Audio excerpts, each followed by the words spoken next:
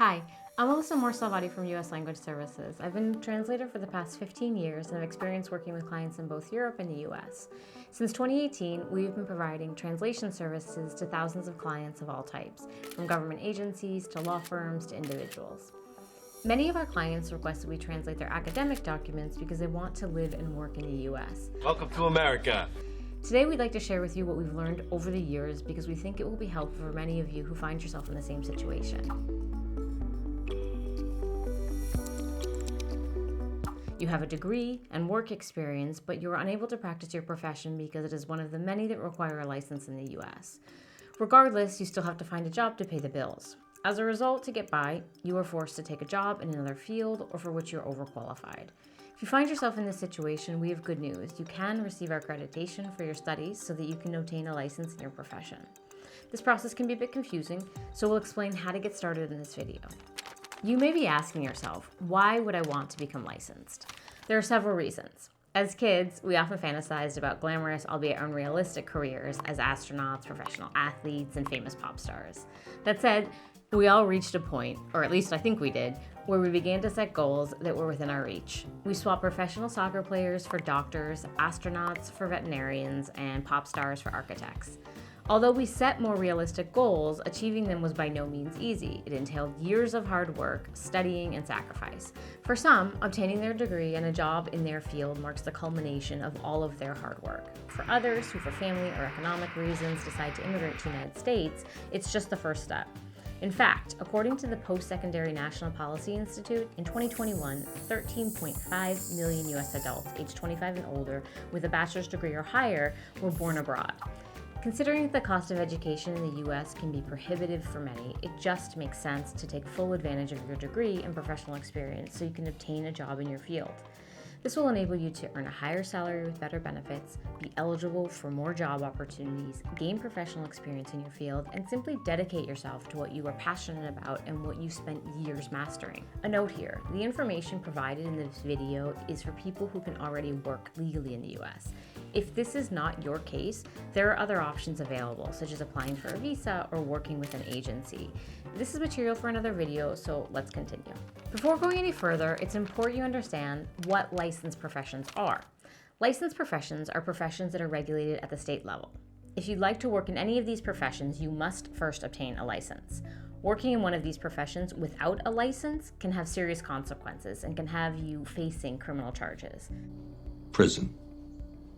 And in many cases, rightly so, as these professions include vitally important tasks such as delivering babies, removing wisdom teeth, providing mental health care, and teaching kids. On the other hand, other professions such as floristry and cosmetology, which are lower risk but no less important, also require licenses. In any case, you need to know whether your profession is a licensed profession. We have a complete list on our website, and we'll include a link in the description below. Now that we understand what a licensed profession is, we're going to get into the role of licensing boards. Licensing boards help states regulate professions that require licensure. Board members are appointed for 3 to 5 year terms by governors who may be advised by the state senate during the process. Often board members are also required to be practitioners of the profession in question, and with good reasoning. The idea is that the people in charge of regulating a profession should have intimate first-hand knowledge of that profession. Board responsibilities include evaluating each applicant's education and eligibility to take the licensing exam, determining the process for professionals educated abroad, and handling disciplinary cases. Disciplinary cases can be related to substandard care or treatment provided by a licensee, ethics violations or violations of state or federal laws, and can lead to fines being imposed, the person's license being revoked. My license has been suspended. Or other disciplinary measures. The next thing you need to know is every case is different. There are different requirements depending on your profession, the state where you want to work, and your foreign qualifications. For example, an Italian psychologist who wants to work in Alabama and receive their degree in 2002 will have a different process than, say, a Brazilian psychologist who graduated in 2015 and wants to work in California. Each licensed profession has different requirements, and each state regulates each licensed profession differently. Your process will also vary depending on your qualifications because educational systems are constantly evolving. Someone who received their degree last year is not going to have the same path as someone who received their degree 20 years ago. This is our first video in a series about licensed professions and provides an overview of the topic. In future videos, we'll discuss each licensed profession individually, so subscribe if you're interested in learning more specifics regarding your profession. Now that we know what licensed professions are and who regulates them, you may want to contact your state licensing board to get answers to your most pressing questions. A simple Google search will provide you with their website, but be careful because there have been incidents of phishing scams in which fake websites are created to steal people's data. If it's your first time contacting the board, the U.S. Department of Education's International Affairs Office provides a list of the different boards classified by profession. There are also associations of licensing boards for particular professions, which list all the licensing boards for each state. These websites will provide you with the contact information for your board and are the most reliable and up-to-date sources of information. In the case of contradictory information, where one website says one thing, another website says another, always give precedence to the information on the board's website, as they will be the ones evaluating your application. As a side note, if you have questions for the board, we recommend submitting them in writing. This allows the board to provide you with a considered written response. This can minimize misunderstandings on both sides, which can sometimes be an issue with telephone calls. Submitting your questions in writing may also be particularly useful if English is not your first language. You may want to consider drafting your communications in your first language and having them translated into English. If you're interested in this option, this is something that we can help you with. It's also important to point out that some boards even require that questions be submitted in writing. Keep in mind that these organizations deal with multiple inquiries from many applicants on a daily basis, so you'll have to be patient as their response may not come as quickly as you would like. That said, there are general steps that apply across the board that you can take to get started right away. The first step you can take is to obtain a credential evaluation. Credential evaluations are an essential piece of the process no matter your profession. Credential evaluations evaluate your studies and compare them to those offered within the U.S. education system. They're carried out by independent companies, not the licensing boards. However, your profession's state licensing board will indicate what type of evaluation you require. These may include a document-by-document report or a course-by-course report. Comprehensive course-by-course reports are the type of report most frequently requested by licensing boards. These can vary between agencies, but typically include the country of study and foreign institution, the dates of attendance, credentials received and U.S. equivalents, GPA, courses taken with credits and grades, and any specific information or explanation about the course content required by the licensing board. What will the credential evaluation agency need to perform the evaluation? Although it will ultimately depend on the country where you completed your studies, generally the necessary information includes academic transcripts, degrees, certificate of studies or grades, and curriculum or study plan. Please note, the evaluation agency will require that all these documents be originals, issued on the letterhead of the institution with the original seals and/or signatures.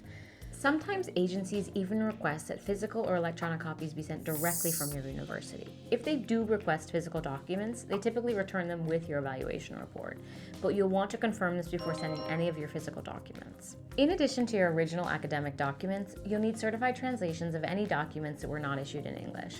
I'll explain this in a minute. Lastly, fees for evaluation reports range from $250 to $500 depending on the type of report you've requested, the credentials being evaluated, and the country of study. The evaluation agency will specify how they want you to send everything. Some have online platforms where you can upload your documents, some allow them to be emailed, and others request they be sent via regular mail. Once the evaluation is complete, the agency will send you your report. The process can take several weeks, but they frequently offer expedited service for an additional fee. Credential evaluation agencies sometimes offer to send the reports directly to the licensing board for a fee as well. You may want to consider this option, or you may want to review it first. That said, sometimes this is a requirement of the licensing board that the evaluation be sent directly from the evaluation agency to ensure its authenticity. As I mentioned earlier, if your documents are not in English, you'll need to translate them, and the translation will need to be sent along with the original documents to the evaluation agency.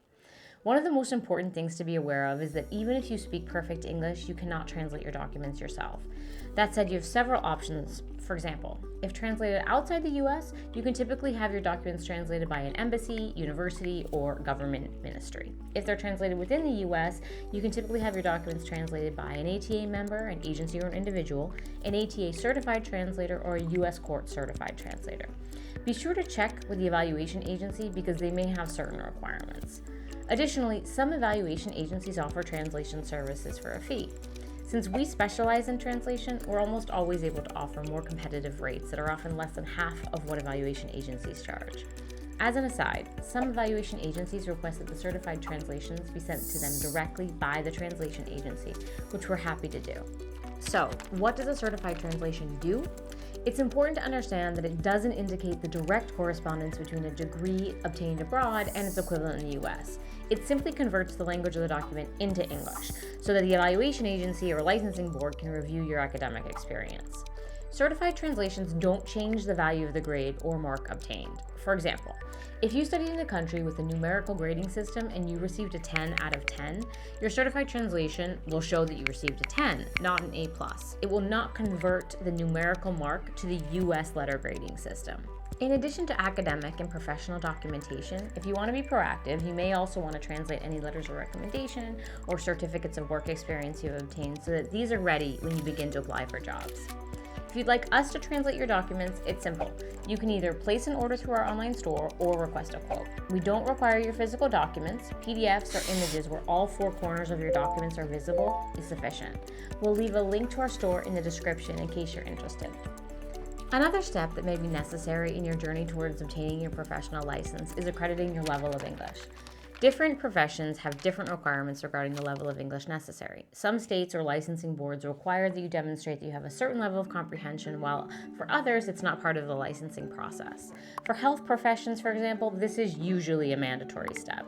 You can accredit your level of English through tests such as the Test of English as a Foreign Language or the International English Language Testing System. It's important to keep in mind that even if accrediting your level of English is not required, it doesn't mean you can obtain a job if you don't speak English. It simply means that it's not taken into consideration for licensing purposes. Candidates from countries where English is spoken or whose education was imparted in English using English textbooks are usually exempt from this step. In future videos, we'll discuss when accreditation of a certain level of English is typically required. One of the last steps in the licensing process for certain professions can be an exam. Some licensing boards for certain professions require candidates to pass a standardized exam. For example, nurses must pass the NCLEX, accountants must pass the CPA exam, midwives have to pass the American Midwifery Certification Board exam, and lawyers must pass the bar. To take these exams, you typically must pay a fee, and their difficulty will vary. For example, the NCLEX for nurses can contain up to 265 questions, last 6 hours, and can be retaken within 45 days if you don't pass. Each licensing board's website will have the information regarding dates, locations, and whether the exam is in person or online. When it comes time to prepare for your exam, you want to make a study plan. There are a multitude of companies that provide exam prep material in the form of books, apps, and online and in-person courses. By planning out your approach, you'll avoid having to cram for the test, rushing through the material, and skimping on review time. On the flip side, it will also help you not to overextend yourself. We have all the time in the world. By finding a balanced schedule, you'll be able to absorb the information without burning out. You might also need to find a new technique. Relying on past methods may not suit the type of exam you have to take, and it might not fit into your current lifestyle. Be sure to adapt your study habits to the depth and breadth of information you need to cover. You can do this by reviewing the material that will be on the exam and assessing your strengths and weaknesses so that you can focus your attention more effectively. During your preparation for the exam, don't underestimate the value of support. There are all sorts of study groups, educational forums, and mentor programs that you can take advantage of. The right balance can make a huge difference in your preparation and confidence as you approach the exam. In upcoming videos, we'll go into more detail regarding the exams for each licensed profession. Once you've completed all of the steps laid out by your state's licensing board and received confirmation from the board that you are now licensed to practice your profession, you can begin your next professional stage. After they've received their license, some people settle in one state and never get accredited in other states. That may be your case, or you may want to consider becoming licensed in other states in the medium term to expand your job opportunities. Also, it's important to remember that licenses must be renewed periodically. You'll have to keep up with advances in your field, and you may even be required to do a certain amount of continuing education. Be sure to stay on top of the requirements so you remain in good standing with the board. You'll also want to begin the renewal process well before your license expires, as it may take several weeks or even months to complete the process. While the process can be daunting and time-consuming, it is attainable with the right research and planning, and the benefits can be personally, professionally, and financially rewarding. So, the sooner you start, the sooner you'll be able to don your pilot's hat, pick up your haircutting shears, or throw on your doctor's scrubs. As I mentioned earlier, this is the first video in a series on licensed professions. In our upcoming videos, we'll discuss the process that nurses, psychologists, architects, and many others need to follow to become licensed. So be sure to subscribe if you'd like to learn more about your profession. Thanks for watching.